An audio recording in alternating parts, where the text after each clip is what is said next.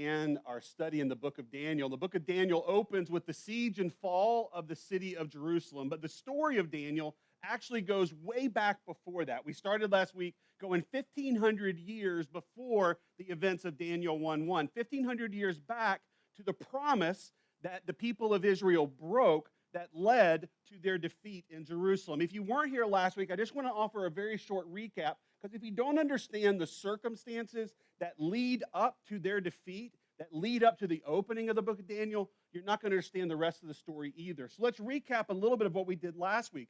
We opened last week talking about the fact that God made a promise to a man named Abram, a man that God changed his name to Abraham, a promise of land and of legacy. In Genesis 12:2, it says, God told Abram, he said, I will make you a great nation. Verse 3, he said, in you all the families of the earth shall be blessed, a reference to Jesus coming from Abraham's descendants. And in Genesis 13:15, after telling Abram to leave his home, to leave his father, to go to a land that God would show to him, Genesis 13:15, all the land, God said to him when he got to Canaan, all the land that you see, I will give to you and to your offspring forever. Now, there's a lot of years between Genesis 13:15 and when the people of Israel actually entered the promised land and took hold of the promised land. But God repeated this promise to generation after generation after generation as they waited for his promise to be fulfilled. He repeated this promise to Isaac and to Jacob, to Joseph and to Moses. And then eventually, when the people of Israel had wandered in the wilderness for 40 years, they come to the promised land, led by Joshua, across the Jordan River that God had parted. And it took many years for them to conquer it. But when all was said and done, and the book of Joshua comes to an end, in Joshua 21:45, it says this, not one word of all the good promises that the Lord had made to the house of Israel had failed. All of them came to pass. God had been faithful over generations. Sometimes we want God's promises to be like a microwave. They come very quickly. Boop, boop, boop, boop. I get exactly what I want from God. But sometimes God's promises take longer than we want. Sometimes God's promises extend past even our lifetimes. And our children and our children's children will see those promises fulfilled, but we may never see them.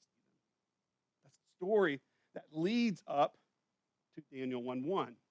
The story takes a turn. God was faithful to keep all of his promises. He leads his people to the promised land. He delivers it into their hand, but a cycle of generational sin comes up, and generation after generation does not do what God wants, and this cycle of sin leads to these promises of God also coming with warnings from God. We can go back to the book of Leviticus, where God said, I will scatter you among the nations. I will unsheathe the sword after you, and your land shall be a desolation, and your cities be laid to waste.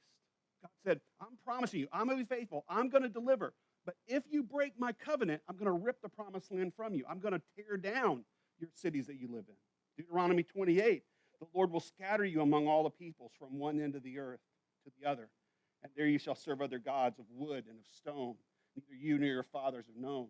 Repeated warnings before they ever even enter the promised land. Repeated warnings. Then generation and generation and generation of sin. Kings rising and kings falling. Good kings, bad kings. Some that were both. And you get to Jeremiah 25, God sends prophets to warn his people where it says, this whole land shall become a ruin and a waste. And these nations shall serve the king of Babylon 70 years. As Daniel begins, God has followed through on his warnings. God was faithful to fulfill his promises, and he was also faithful to deliver his punishments. And that leads us to Daniel 1:1. Let's pick up where we were last week. In the third year of in the reign of King Jehoiakim of Judah, Nebuchadnezzar, king of Babylon, came to Jerusalem and besieged it.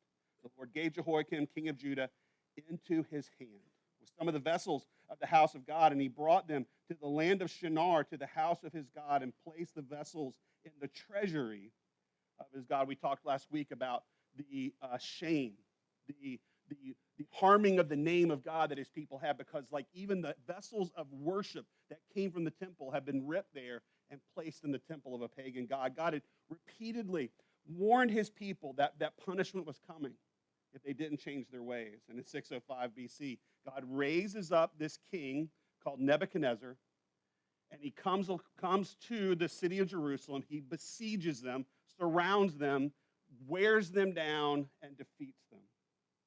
And it says in there that God sent Nebuchadnezzar to punish them. What's implied here is that he's sent by God to punish him. Did God really send the Babylonians? Well, did you notice in the text that it said the Lord gave Jehoiakim into his hands? That Jehoiakim wasn't just like weaker and he lost. It was God's decision. It was God's sovereignty that led to Jerusalem's defeat. God was sovereign in their undeserved victory as they took the promised land, and he was sovereign in their very fully deserved defeat when they were driven from the promised land. There's an important understanding of God's sovereignty that we'll touch on many times through this, but there's also in the book of Daniel an important biblical symbolism dealing with the nation, the empire of Babylon, that we've got to make sure we understand as we dive into the book. There's this very important symbolism. Now, Babylon was a very real empire, 6th century BC, in the modern day land of Iraq. But in the Bible, Babylon came to symbolize the spiritual power at work in the fallen world of every age. Throughout time, Babylon comes to represent this spiritual power of a fallen world that's active in every age. In the New Testament, the Christians use Babylon as almost a synonym for Rome, who had occupied them, as an evil empire that was trying to go against the people of God and the will and the sovereignty of God. In Revelation, John uses Babylon to represent the entire sinful world system. So as we dive into this book, recognizing that it is about a young man interacting with a very powerful empire, that there's actually also symbolism that's carried throughout the book in dealing with this nation. Babylon is not just the name of an ancient kingdom. It represents the kingdom of man that stands against the sovereignty of God. For example, did you notice where Daniel said Babylon was? Daniel said they took the stuff to the land of Shinar. Probably, this is Bible trivia, like very obscure Bible trivia. If this was on Jeopardy for $1,000, like nobody's getting this, right? What happened at the land of Shinar? At the land of Shinar in the book of Genesis, Genesis chapter 11, is where we see the story of the Tower of Babel. Tower of Babel's after Noah's come off the ark with his family. God says, be fruitful and multiply and fill the earth and subdue it. Tells them to go out and spread out, to take his glory as image bearers of God, to take his glory and his image and fill the earth with it. And what did the people do? They gathered in the land of Shinar, in the plain of Shinar, and they erected a tower there to pierce the heavens. Why did they do it? To make a great name for themselves. God, in that story in Genesis 11, that's where languages come from, that God confuses them by sending different languages into them, and he spreads them out again. He told them to spread out first. They did what they wanted, and God ended up spreading them out forcefully. The empire of Babylon is built on the ruins, near the ruins of the Tower of Babel. Archaeologists believe they've actually started to be able to find where those ruins may be. They did it where mankind was trying to make a name for themselves. They did it trying to accomplish the very thing that the people of God had tried to do for generations. To say, God, we're more focused on our glory and our desires than we are on yours. See the trend that's there? That wicked kingdom of Babylon was going to come in to God's people, sent by God to do it, to carry his people into exile, the best and the brightest. Look at verse 3. And the king commanded Ashpenaz, the chief eunuch, to bring some of the people of Israel, both of the royal family and of the nobility, youths without blemish, of good appearance, skillful in all wisdom, endowed with knowledge, understanding, learning, and competent to stand in the king's palace, and to teach them the literature and the language of the Chaldeans. The fall of Judah and Jerusalem, it led to the capture of her people. There would actually be 3 different exiles that would happen over about a 50-year period. 3 different times where people would be taken from Judah, taken from the promised land, and taken into exile in Babylon. And the best and the brightest were going to be taken out and begin serving the first years of 70 years of exile. Think of this as like 70 years of a timeout. Your child is bad. You send them where they don't want to go. You take them where they want to be, to where they don't want to be, and they need to sit there and think about what they've done. It's in essence kind of what God is doing to his people. You don't want to listen to me? You don't want to pay attention? You're more focused on your desires than my glory? Here's a 70-year timeout. What's the problem with the 70-year timeout? Some people will live and die in exile and never see the promised land. These people were ripped from their, like here we see this ripping away of the best and the brightest of Judah, taken into exile to start serving those 70 years. What do we know about them? They're attractive, intelligent, wise, they're leaders. Now, Daniel wrote this, so maybe he's like, I am pretty attractive and I am pretty intelligent, right? But I think it's probably true. As the story unfolds, I think it's confirmed. Now, the text doesn't say how old they were, but it does imply that they're young. But from the writings of Plato, we actually see in ancient history what the practice was of the Babylonians when they came into a people. This isn't the first time they've done this. It wouldn't be the last time they did it. We know they were around 14 to 17 years old. They were young. These were high school students being ripped from their homeland, taken to a foreign land to be indoctrinated and reprogrammed. Look at verse 5. The king assigned them a daily portion of food that the king ate and of the wine that he drank. They were to be educated for 3 years, and at the end of that time, they were to stand before the king. Among those were Daniel, Hananiah, Mishael, and Azariah of the tribe of Judah. And the chief of the eunuchs gave them new names. Daniel he called Belteshazzar. Hananiah he called Shadrach. Mishael he called Meshach. And Azariah he called Abednego.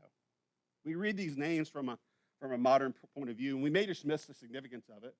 If we lean into it and pay attention, we might go, what a tragedy. These young men have their names ripped away from them as this awful thing is happening. Like they are being taken from their home. They're being taken from their people. They're being taken from what's familiar and thrown into a foreign land, thrown into a weird culture, thrown into a place that doesn't believe anything they believe. They're actually hostile to it. And they're also having their identity taken away. They're having their name taken away. But if you were an ancient reader of this text, you would recognize there's a lot more going on here than just a simple name change. Names in the ancient world had profound meaning. You didn't just have a name, you had a name that had a meaning. And everybody knew what your name meant. Like we would have to look up what our names mean. People would know what their names meant. So this change of name, there's a lot more going on here than meets the eye on the surface. Daniel's name in Hebrew means God is my judge. His new name, Belteshazzar, means Baal, the Babylonian god, protects the king. Hananiah's name means God is gracious. But Shadrach means under the command of Achu, which is the moon god. So his name is, both of their names are taken from focusing on God, giving God the glory, and now it's taken to giving glory to the Babylonian gods. Mishael, his name means there's none like God, but Meshach means there's none like Achu, the moon god. And Azariah means God has helped me, and Abednego means the servant of Nebo, the Babylonian god of wisdom. This name change here is not just about changing their identity. It's not just about ripping them. It's not just about the indoctrination. It's about taking the praise that their name was to their God and taking that praise and giving it to the gods of Babylon.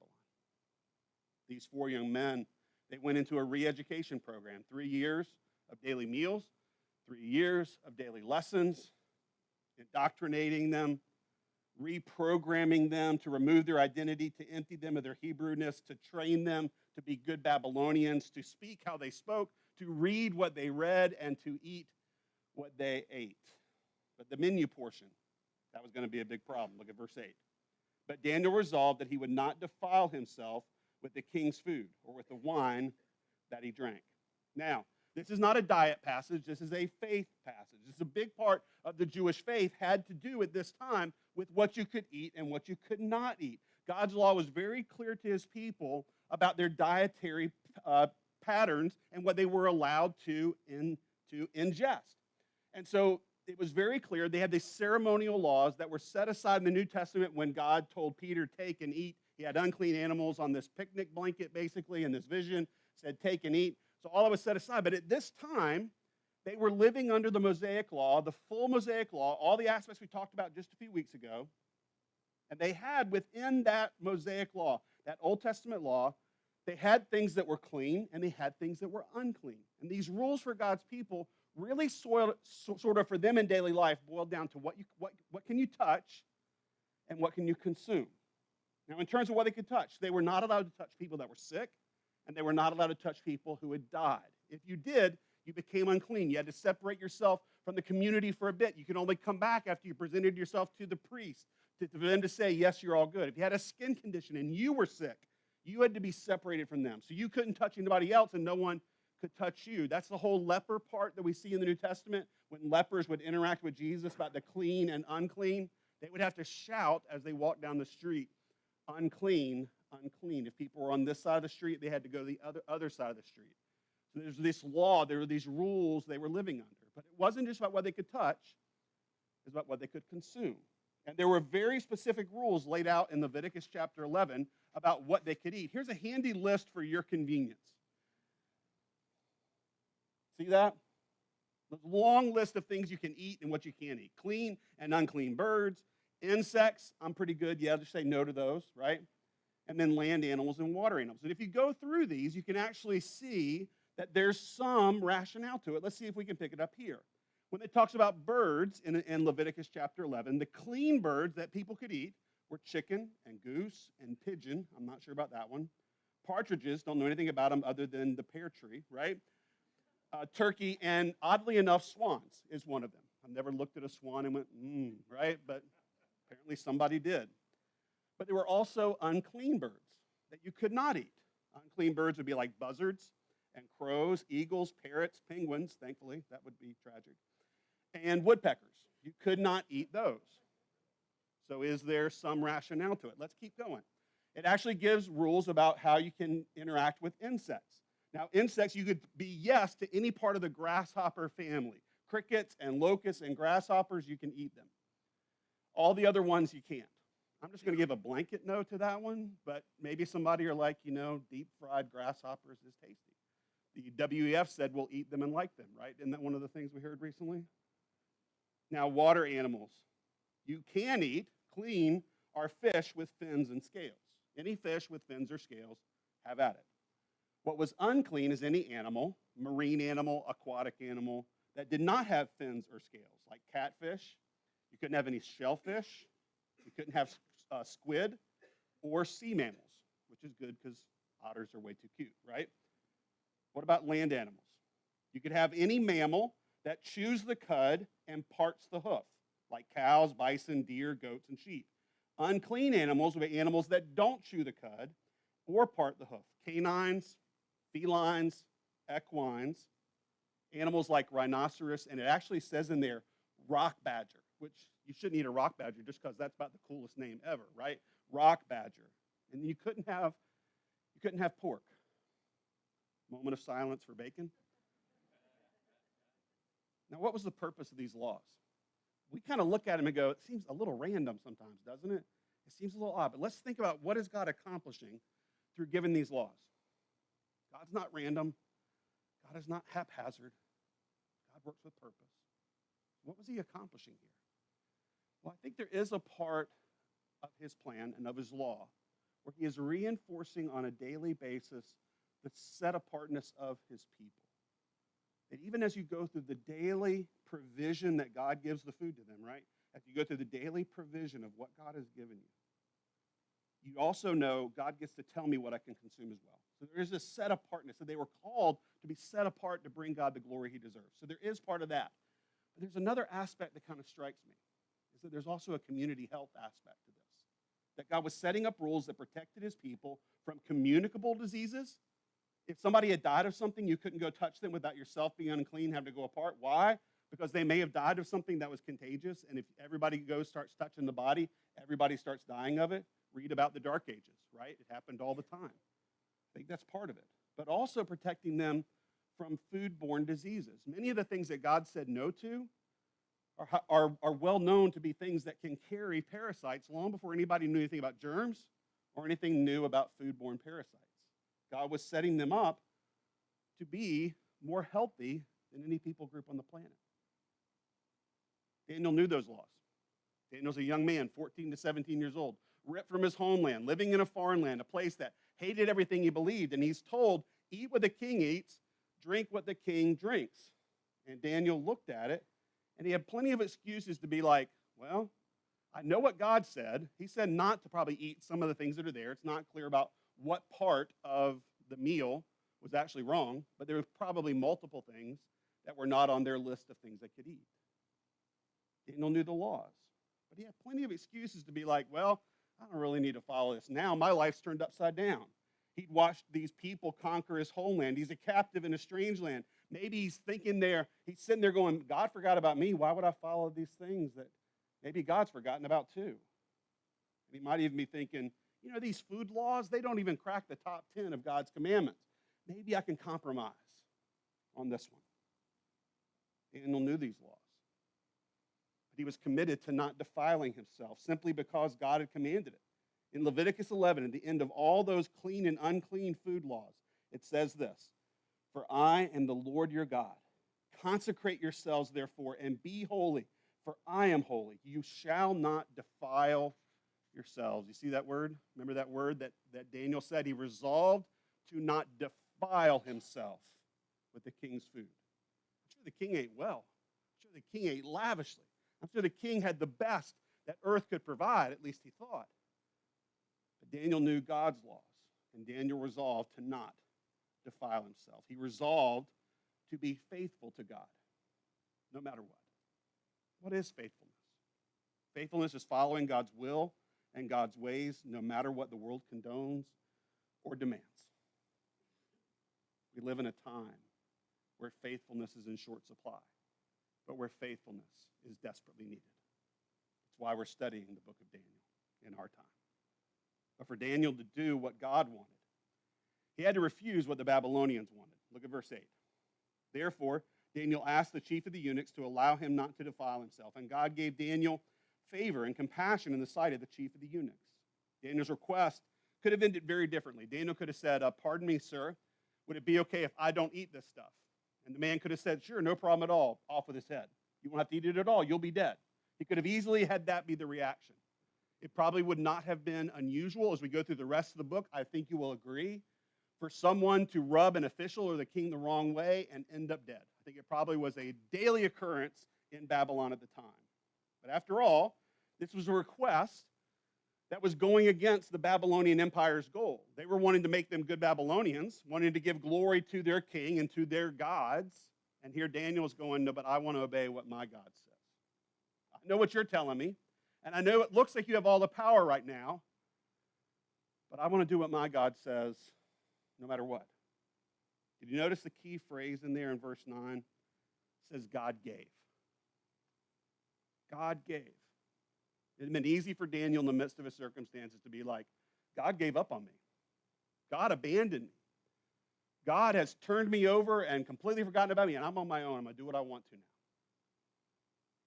But here in the midst of this story, Daniel records an important phrase, God gave. It says God gave Daniel favor and compassion with the king's chief eunuch. The phrase appears 3 times in this chapter alone. Each time, God gave declares the sovereignty of the Lord over all of Daniel's circumstances. Over everything that's happening in Daniel's life, he is not on his own. God is not out of control. There is somebody behind the wheel of the bus, even though it feels like it's careening out of control. God is in control. He is sovereign over every one of the circumstances that Daniel is facing. First, we see it gave Judah into the hand of the Babylonians. Second, here we see that Daniel gave favor and compassion with the Babylonian official. But there's a third one. Let's see where that comes in the story. Look at verse 11. Chief of the eunuchs said to Daniel, "I fear my lord the king, who assigned your food and drink. For why should he see that you are in worse condition than the youths who are of your own age? So you would endanger my head with the king?" The king's chief eunuch, he responded with compassion, but he also responded with concern. He's a little worried because, hey, I've got this new group of slaves, this new batch of slaves that I'm in charge of. Picture Hunger Games, right? You got somebody who's in charge of the tributes, somebody's in charge of this group of people who's coming through the system to be prepared to serve in the presence of the king. And so this chief official, he fears the king. He might throw off the emperor's groove in this midst, right? And so this story is a sneak peek of the character of King Nebuchadnezzar. If a slight change in meal plan It's enough to threaten the head of a faithful servant in the court. What kind of man is Nebuchadnezzar? What kind of man would be like, hold on, this guy that looks a little unwell, somebody should die for this? But that gives us a glimpse of what the rest of the story is going to sound like. If that's the case, slight meal plan change could mean execution. It tells you Daniel and his friends, they're not in a safe place. And what seems to us is a simple request of, I'd rather not eat what you serve to me, might end up landing in a capital punishment. It is not going to be easy for Daniel and his friends to live with conviction when death could be the consequence. That's the stakes of the story as we walk through it. Very high stakes. But Daniel was not deterred. He kept trying to find a way to honor God. Look back at verse 11. Then Daniel said to the steward, who the chief of the eunuchs had assigned over Daniel, Hananiah, Mishael, and Azariah, test your servants for 10 days. Let us be given vegetables to eat and water to drink. Then let our appearance and the appearance of the youths who eat the king's food be observed by you. And deal with your servants according to what you see. So he listened to them in this matter, and he tested them for 10 days. At the end of the 10 days, it was seen that they were better in appearance and fatter in flesh than all the youths who ate the king's food. So the steward took away their food and the wine they were to drink, and he gave them vegetables. Now that sounds like a punishment. And I think it's interesting. He was not able to convince the chief official. So he went to the next guy down and he said, just give me 10 days. He couldn't convince the chief eunuch, so he went to the steward. The next guy said, just give me 10 days to prove that we can follow God's ways and end up looking as good, if not better, than anybody else. And the guy said, sure, no problem. 10 days. And he went with only veggies, I think, just to simplify things. Like it'd be one thing if somebody cooked you a steak and you said, I'm sorry, I don't eat red meat, right? But if you say that, and then he said, well, could you go and get me some of this and cook that, right? It'd be like, that's a whole nother level of imposition on the host, right? Well, they're not being hosted at a banquet. They are prisoners in captivity. So what they're saying here is, just give us veggies. We'll be fine. You're probably cooking some veggies. We'll just eat those, just to keep things simple. The 10-day experiment produced exceptional results. The ESV says they looked better and were fatter. Probably a better translation or a better understanding of what it meant for the culture at the time is that they looked better nourished and they looked more robust. Again, not a diet passage. This is a faith passage.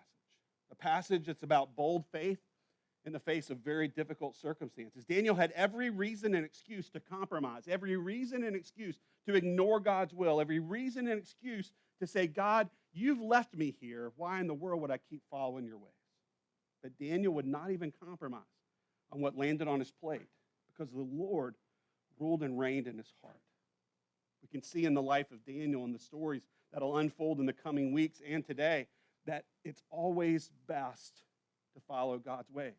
Obeying God's ways is always the best way, even if it makes no sense in your culture and context. We can't look at God's ways and go, I might know better than he does.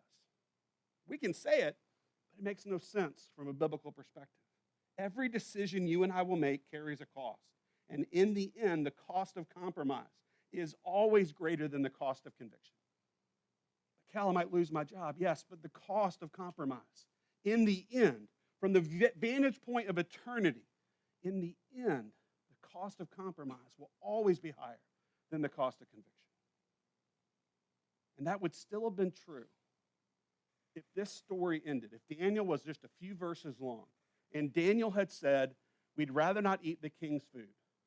And the eunuch had said, you know what? Wish granted. Off with his head. If Daniel had died as a result of his conviction, the cost of compromise would have still been higher than the cost of conviction. Every decision we make has a cost.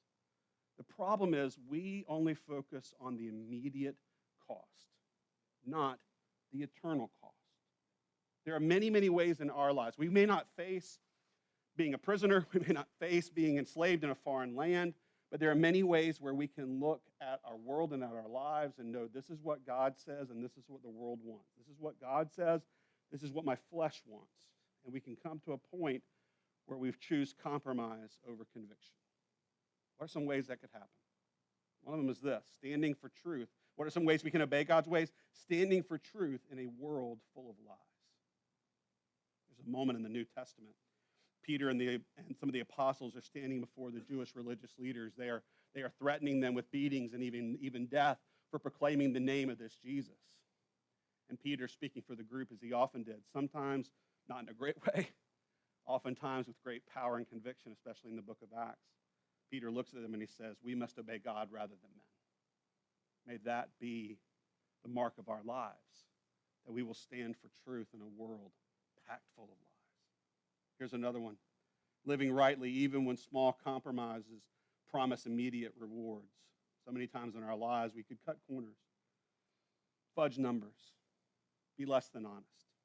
So many times we could live in a world where we're comfortable with half-truths to get us by, either in a relationship or in a business setting or interacting with somebody. Half-truths, little white lies. We can grow comfortable with those things. We can also grow very comfortable in Christian circles with small acceptable sins. It's not what God has called us to do. He wants us to live rightly, even when small compromises seem like they will give us immediate rewards. Here's another one. Trusting God even when life doesn't make sense. Daniel was a teenager, ripped from his homeland, beginning to serve 70 years of exile. Imagine you're 14, 15, 16, 17 years old. And Daniel knew not to defile himself with the king's food. You think Daniel knew Jeremiah's prophecy? I think he probably did. I think Daniel may have been part of the remnant within those people who weren't going against God's ways. I have to think Daniel was somebody who had committed to follow God long before the exile ever happened. It's an assumption on my part, but using my imagination of what we see in the text, it makes sense that Daniel would have been resolved before he ever was sent into exile to honor God no matter what. Daniel's a teenager living in exile, but he's still in the midst of the worst possible circumstances. He's still trusting God. He's still living rightly. He's still standing for the truth. In order to do that, we must be like Daniel. We must be convinced that God can be trusted. Look at verse 17. And for these 4 youths, God gave them learning and skill in all literature and wisdom. And Daniel had understanding in all visions and in dreams. We'll see more about that next week. At the end of the time, when the king had commanded that they should be brought in, the chief of the eunuchs brought them in before Nebuchadnezzar. And the king spoke with them. And among all of them, none were found like Daniel, Hananiah, Mishael, and Azariah. Therefore they stood before the king, and in every matter of wisdom and understanding about which the king inquired of them, he found them 10 times better than all the musicians and the enchanters that were in all his kingdom. And Daniel was there until the first year of King Cyrus. Did you see the key phrase again? Verse 17, God gave them learning and understanding. We see it 3 times in the passage. God gave Judah into the hands of Nebuchadnezzar. God gave Daniel favor and compassion with the chief of the eunuchs. And here, God gave Daniel everything he needed to live faithfully, even in the face of awful circumstances. These 4 young men, who will see the 3 of them, called Shadrach, Meshach, and Abednego, almost exclusively going forward. Daniel will still stay named Daniel with the occasional mention of Belteshazzar. We see these 4 men. They're the 4 main characters of the story along with Nebuchadnezzar. And in these stories, we are going to find heroic acts of faith and heroic acts of courage coming from these young lives. We're going to see it over and over and over again, but I want to put to you this, that Daniel and his friends are not the heroes of the story because their only great deeds were simply trusting in their great God. That's what we see. We should not read this as the heroes of the story are Daniel and his friends. Like there's something about them that is so special that we're supposed to emulate them and their character and their courage. That's not it. What we ought to emulate is that they trusted God. We ought to trust God the exact same way. The courage flows from the trusting. The courage flows from the conviction that God is right all the time. The courage flows from being convinced that God is for us and not against us. These guys are not the heroes of the story. God is the hero of the story. They trusted in their great God, and we are called to do the same thing. We are called to do the same thing. We are not prisoners of the Babylonian Empire. We have not been ripped from our homeland and sent into exile. We are not prisoners in Babylon, but we do live in Babylon. Remember, we talked about the fact that we live in the midst of a sinful world system that stands against the sovereignty of God. We live in what the Bible would symbolically call we live in Babylon. The book of Daniel shows us how we can shine in dark places and how to be faithful in the fires of a fallen world. For the last few weeks in that Q&A series and that bringing biblical answers to life's big questions, we've been wrestling with what it looks like to be faithful in the times that God has given us. The questions that came from you prompted us to talk about difficult things, controversial things, but communicating truth and love all at the same time and not compromising on either one. Why did we go from that right into Daniel? Because this is an example of somebody living that out every single day. Living it out not just in the face of angst, not just in the face of anger, not just in the face of possible negative repercussions, doing it in the face of execution and death, and still being faithful. Why?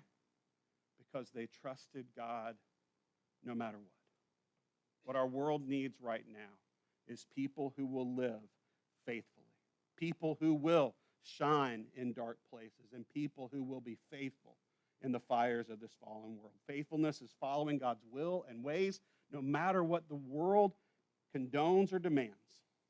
And God wants you to simply trust that living for Him is worth it, no matter what.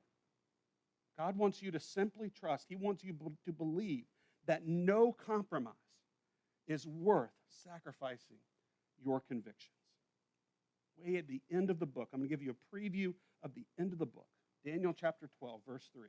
He writes this: "Those who are wise shall shine like the brightness of the sky above, and those who turn many to righteousness like the stars forever and ever."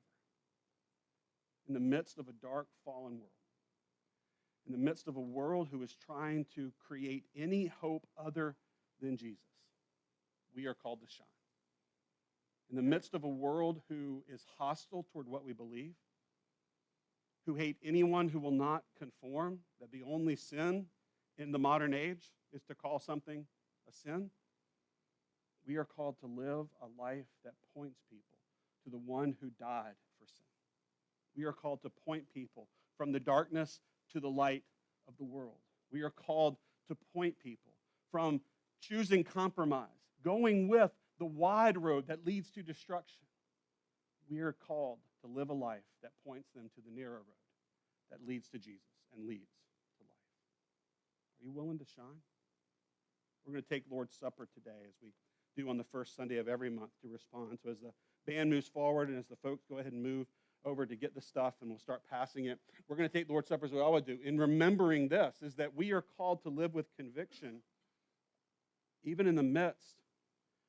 We're called to conviction just like Daniel and his friends did. But consider this: Daniel and his friends had no idea of what God was really up to. They were trusting God, having basically a veil of darkness over the future, not knowing how God was going to resolve all the things that were before them. Not just their story, but the big story. They'd never heard of the cross. They'd never heard about the empty tomb. They had no idea that Jesus was going to make a way where there was no way. What is our excuse? As we take the Lord's Supper today, we do it in remembrance of what God has accomplished in Christ, that we have a hope that Daniel and his friends could only dream of. We have a clear certainty of what God has not only done but will do, that they probably had no idea about. They, by faith, trusted God in the most awful circumstances. How can we do any less, knowing what Christ did on our behalf?